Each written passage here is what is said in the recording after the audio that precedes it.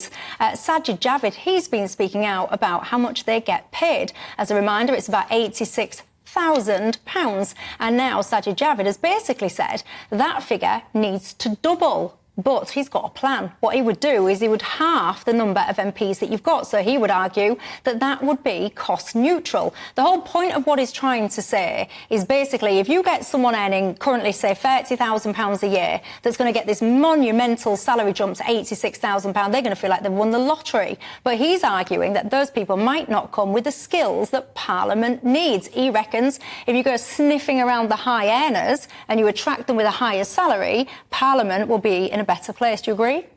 No. I don't know, Alex, you're in PR. I mean, this seems like the most crazy statement to make at a time when the Conservatives are in need of all the public support they can get.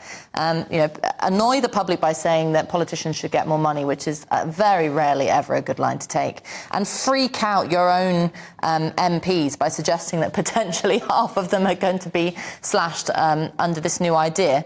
But on the issue itself, I don't think that politicians need very much more money. I also think this is a completely technocratic approach to solving the issue of politics. So the issue of politics is not a dearth of high earners with, I don't know, business skills or something like that, even as important as that is. It's a lack of politics with a capital P. It's a lack of ideas, which it seems to me someone on 30,000, he's basically saying anyone between 30,000 and 80,000 isn't going to have the skill set to be able to do well to do what Parliament needs, he says.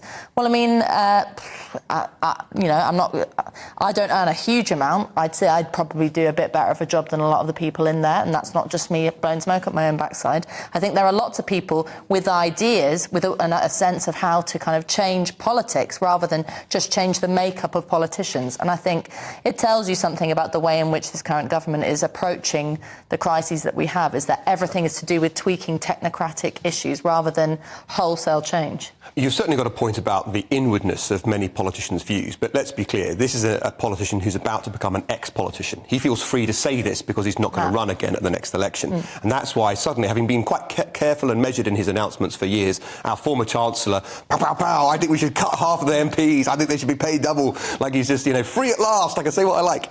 And this is the kind of thing that motivates him. But looks very unfashionable. I think he's got a point. If you look at our international competitors, we significantly underpay our members of Parliament. It's not a popular position. Ella's right, doesn't win you any plaudits with anyone, but I regard it as true. I also think there's something quite interesting here that cuts across party lines.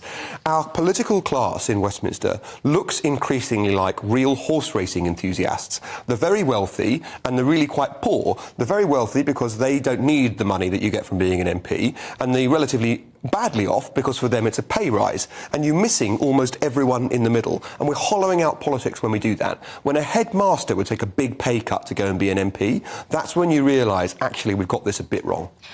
Two things jump out to me in what he was saying. Firstly, his assumption that if someone's earning 30 grand and then someone's earning, I don't know, 100 grand already, that somehow this 100 grand person is more talented and all the rest of it than the 30 grand person. Because I have worked in business and I've come across a variety of different people, management level and all the rest of it, and they are absolute numpties. And I look at them and I think, how on God's green earth have you got to that position of earning this salary and you don't have much about you? So I would push back on that notion. But also, I think, and you're in PR, I think that there's very few people that have got something about them that would comfortably go into politics in this day and age, because most people, they've had a little bit of a past, they've kind of been here and done there. That's the kind of people that I would want in politics. You've been there, you've done this, you've done this. But woe betide you if the media gets hold of any of that. They'd hound you out of office. And you've been on, let's say you've been in the media for some time. There's no doubt some clip of you saying something that will come across badly out of context a decade after you've said it. I'm sure that that's the case. But what's the flip side? What we get is bland automata who've done nothing but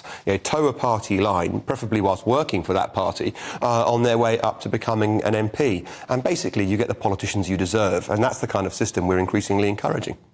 Are we getting the people we deserve, do you reckon? It's best of the bunch? Well, certainly until there is I don't know, there's how many new subsets of the Conservatives are there at the moment having their own conferences. Yeah, there was one the other day, wasn't there? Yeah. But until there is a new party of I don't know what kind, with I don't know what sort of ideas, I could probably guess at what I would put forward, but I'm not in the business of doing that.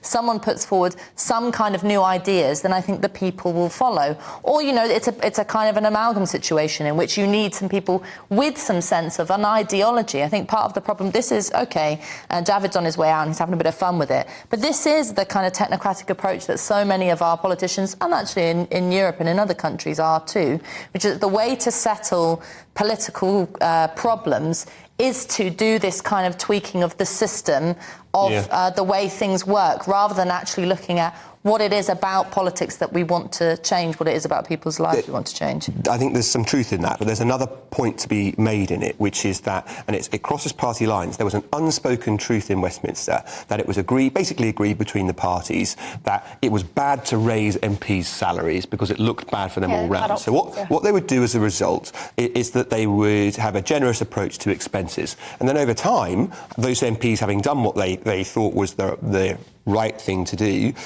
they were roundly criticised. We had the expenses scandal and a whole shed load of them went out. Now, it's wrong to abuse expenses, of course, and it was right that the system, especially with the more egregious examples, rooted out those who had done so. But the quid pro quo should have been that we should have honestly said as a society, OK, we've stopped all this abuse of expenses. The right thing to do is put MP salaries up. But, of course, it was the very worst time to have that conversation because we've just been through the expenses scandal. But you didn't see, happen. to have those conversations as well, in my opinion, takes some chops, because the media, that if you come out, whenever you say it's never going to land well, is it? Whenever you come out and say, right, an MP deserves X, Y, Z, or should be getting X, Y, Z, you'll always receive pushback. And I think this is one of the challenges that MPs need to be better at, which is pushing back against some of the media narratives. I would like to see politicians be more bolder.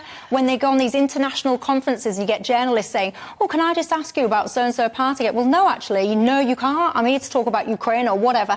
But they don't. They pander to the media. And I know I shouldn't say that because I sit in the media, but I feel that. Yeah, maybe you've got a point there, but I mean, at the moment, when politicians from both the Conservative and the Labour Party are talking to striking workers and saying, no, you cannot have a pay rise, then it's illegitimate for them to ask for one themselves. In an economy that was booming, I'd have no problem adding a zero onto their paycheck, whatever. God, you lot at home are getting onto into the gist of this, aren't you? When I say it's not just about us, it is about you. You're taking this very literally, and I like it. Ian says, I've got another question for your panel as they go into the break. I like what you're doing there, Ian. Please, can you ask your panel their view on what qualifications do you think should be required to be an MP? Interesting question there. These guys will answer that